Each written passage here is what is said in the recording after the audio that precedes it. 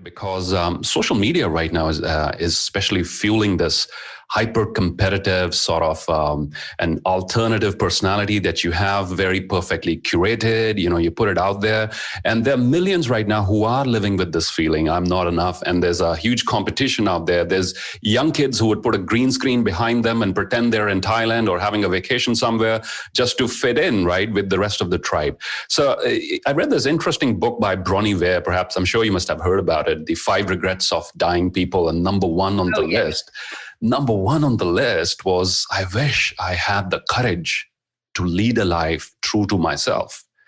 Where do you feel, Marisa, humanity, where did we go wrong despite all the so-called progress, economic progress, social progress? There are still millions out there who die and they don't sing their music. And where do you feel have we gone off track?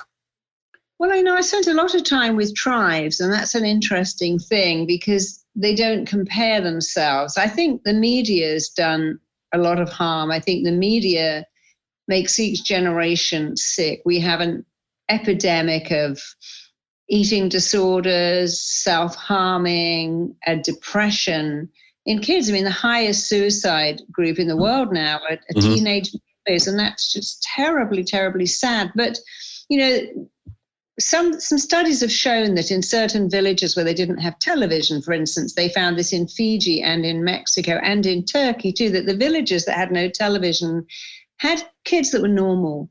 And within 3 years of getting television, which tended to be piped in from America, they had an epidemic of eating disorders, of bulimia, of anorexia, of body dysmorphia. And the studies in Fiji, in Mexico, in Turkey, and I've forgotten which the other village was now, were all identical. Isn't that fascinating? Women start to go out and meant I should look like that. And so we get all these people trying to force their body to be different, to live up to an image that isn't even real. And we get overexposed every day, at least 400 times, to false images of perfection every day. So, my grandmother and yours probably had a radio, they didn't even have television, they didn't have magazines, they had no idea they were supposed to have a designer vagina. I mean, they didn't even know what that was. But now we see pictures and we see it on the computer. We think, every year there's a new bit of my body that I've got to hate. I need a thigh gap. I need a bikini bridge. And change it. Even my genitals have got to be perfect. And it's such a shame that for women especially, but men too, every year there's a new thing. Like there's something called there's something called the A4 challenge. I hold that up.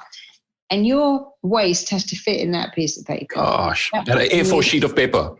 Yeah, you have to fit inside that, and not widthways, not that way, that way. Oh my God. My waist wouldn't fit in it, but I don't care. But what are we doing to a generation where we judge them on the size of their thighs, the size of their waist, the size and body shaming and cyberbullying, and it's horrible. Yeah. And it never ends either. It used to be that, you could, when I was a kid, if you went to school and got bullied, at least you could go home at 4:00 and have a respite in the weekends. But now, if you have a laptop, if you have your phone, you get bullied 24 hours a day. It used to be that when you got to 70, you could undo your waistband, wear your stretchy pants and eat cake. But now it's like, oh no, Jane Fonda looks amazing at 85. I'd better do that too. And now we have people putting their babies on Instagram, going, hey, look at my baby. My baby's in designer clothes. From the minute we're born until we're 95, it never seems to end, this need to pretend to be perfect. You've got to look perfect,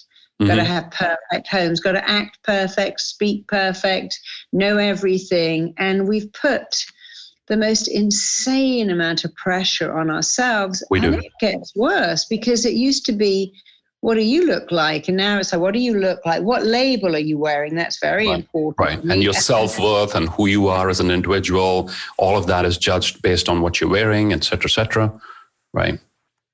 Influencers. And now it's like, what kind of house have you got? And I just feel so sorry for the generation of kids coming out now because it never ever ends. I remember working with a little girl one day and I said, what do you want? And she said, I want a diet. She didn't even know what it was, but she said, I want a diet, because her mum was always on a diet. So I'm on a diet, I need to go on a diet.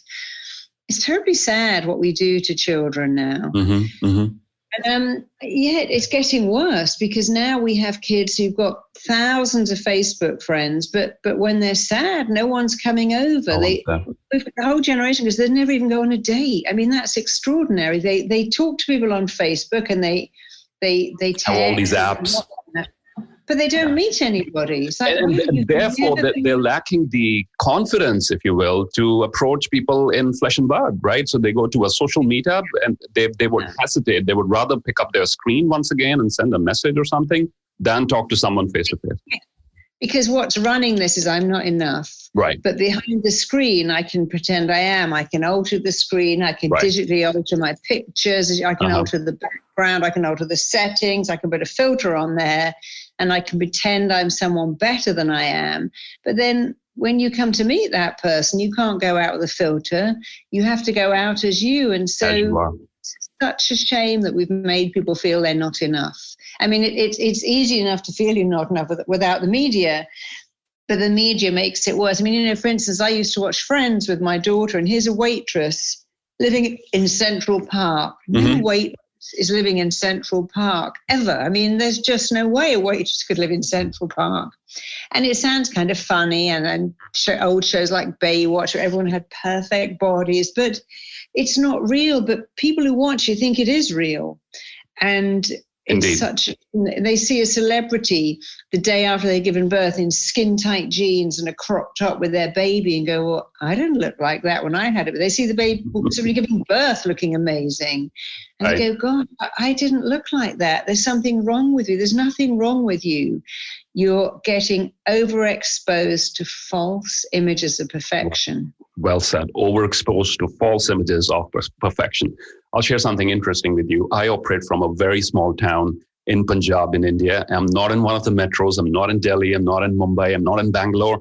I'm not in the cities where all the action happens. And I get this a lot because when I meet CEOs of major corporations, for a virtual meetup or something else, and we're discussing the keynote that is happening for them, so the question would inevitably come up, where do you live? And when I say Jalandhar in Punjab, so there's so many raised eyebrows, right? So they have difficulty fitting this in with the sort of idea that they have of what you might be doing. And I often joke with my audiences, one of the top searches on the Google is Simerjeet Singh lifestyle. So people often believe that I might be sitting on a beach somewhere, sipping a martini, but that is nowhere close to what my real life is.